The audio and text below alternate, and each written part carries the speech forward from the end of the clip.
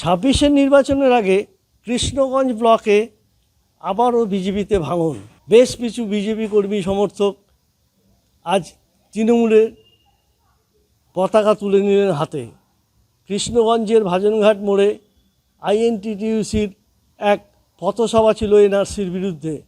সেখানে উপস্থিত ছিলেন কৃষ্ণগঞ্জের আইএনটিটিইউসির সভাপতি সুরজিৎ আচার্য সহ প্রাক্তন বিধায়ক সমীর পোদ্দার এবং আরও অন্যান্য তৃণমূলের কর্মী সমর্থকরা।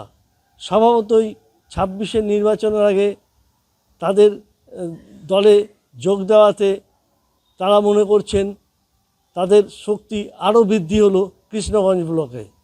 আমরা বিজেপির বিভিন্ন প্রকল্প যেগুলো আছে আমরা অসমর্থন করছি এবং মমতা ব্যানার্জির উন্নয়নের ধারা অব্যাহত রাখার জন্য এবং ওনার কাজগুলো আমাদের ভালো লাগছে, যেটা আগামীতে আমরা আশা রাখছি যে মমতা ব্যানার্জি মুখ্যমন্ত্রী হবে।